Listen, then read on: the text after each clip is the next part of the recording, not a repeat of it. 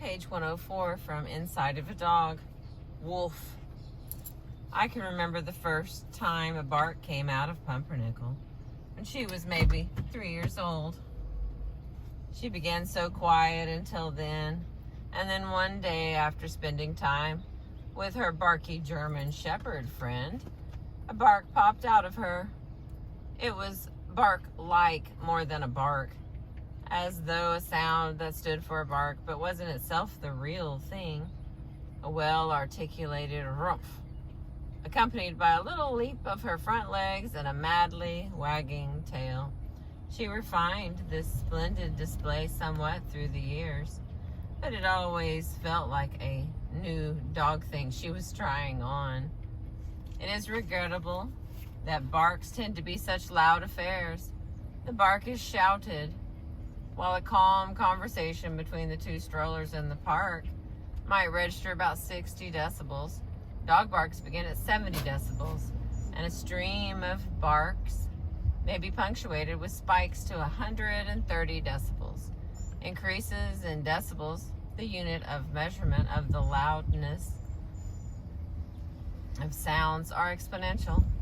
An increase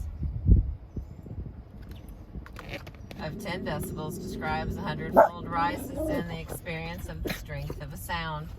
130 decibels is up there with the thunderclap and a plane taking off. The bark is momentary, but it is a moment of displeasure for our ears. The reason this is regrettable is that there is, most dog researchers agree, much information in those barks. Given the relative scarcity of barking in wolves, some theorize that dogs have developed a more elaborate barking language precisely in order to communicate with humans. If we consider barks as all cut from the same cloth, though, they are likelier to annoy than to communicate. Researchers might not call barks annoying, but they call them chaotic and noisy. Chaotic is a good description for the variability in the kinds of sounds within each bark. Noisy means not just disagreeably loud, but also having fluctuations in its structure. Barks are loud, and different barks have varying numbers of harmonic components, depending on the context in which the bark is used. Still, if the sounds dogs make,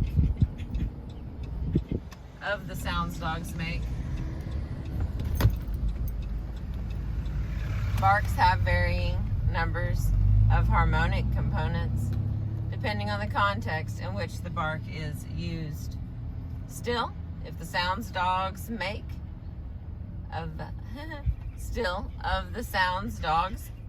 barks come closest to speech sounds.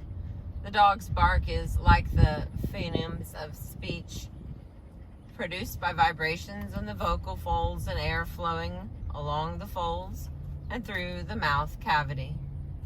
Perhaps because they are in overlapping frequencies from 10 hertz to 2 kilohertz with the sounds of speech, we are inclined to look for speech-like meaning in them. We even name the barks using from our language. The dogs, woofs, ruffs, arfs are, although no dog I know says bow wow.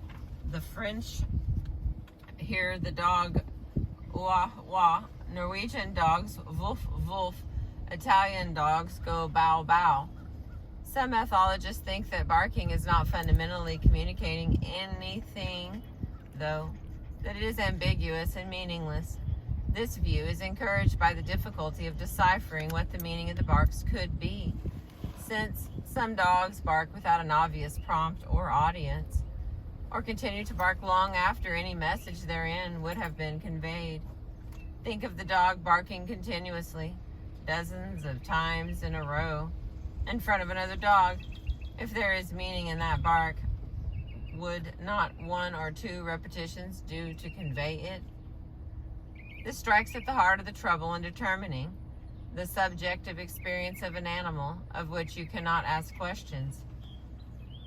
Each moment of an animal's behavior is scrutinized for its meaning, Surely few human actions could bear such scrutiny and yield a correct assessment of the human.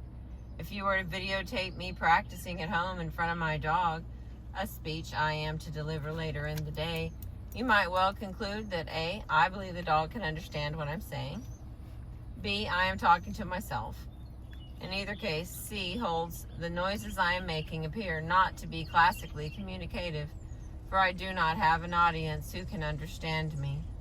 Similarly, examples of poor communication by a dog may seem to undermine the notion that dogs communicate at all, but most researchers think that barks do have meaning, albeit one dependent on the context and even on the individual. Barking, especially alarm barking, is one of the clearest distinctions between dogs and other canid species.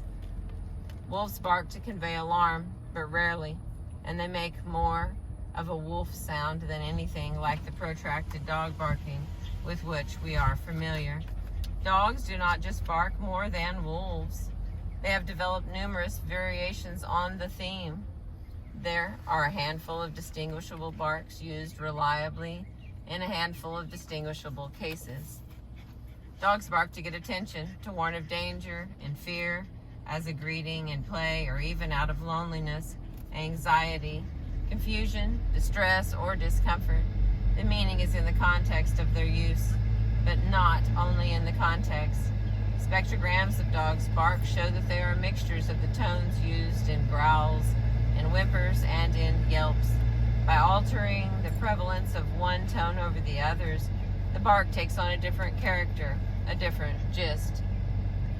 Early research into dogs' vocalizations concluded that all dog barking was attention-getting barking. In fact, they do attract attention, assuming someone is close enough to hear them. But recent studies have made more subtle discriminations between barks. While in some way all barks come down to some manner of attention-getting, one might as well say that we speak in order to be heard. True, but incomplete. For instance, when experimenters analyzed the spectrograms of thousands of dogs barking during one of three contexts, a stranger ringing the doorbell, being locked outside, or in play, they found three distinct types of barks. Stranger barks were the lowest in pitch and the harshest. They are nearly spat out. Less variable than the other types, stranger barks are well designed to send a message over a distance, something necessary if caught in a threatening situation alone. They can also be combined into super barks, concatenations of barks that together last much longer than the duration of barking in other contexts. The end result is a bark that most human listeners find to be aggressive. The isolation barks. They tend to be higher frequency and more variable. Some ranged from loud to soft and back again. Some went from high to low. These barks are lobbed into the air one by one, sometimes with great intervals between them. They sound fearful, people tend to say. Play bark. 2 are high frequency, but they happen more often than one after the other than the isolation barks. They're directed at someone else, unlike isolation barks at a dog or a human playmate. There is considerable individual variation, of course. Not every dog barks alike. The stranger bark of a small dog may come out as a rawr rawr or rawr rawr, while a larger dog emits a capital R, rumph. These differences between bark types make evolutionary sense. The lowest sounds are used in threatening situations, again, to appear bigger. Higher sounds are entreaties to friends for companionship, and as such are submissive requests, not warnings. Differences between individual barkers indicate the barks might be used to affirm a dog's identity or to reveal an association with the group, even the group me and the woman at the end of my leash, rather than these dogs I am frolicking among. Barking together with others may be a form of social cohesion. Barking can be contagious, like the howl. One dog barking might prompt a chorus of barking dogs, all joined in their shared noisiness. Body and tail. This is page 108 in Inside of a Dog. I appreciate you listening.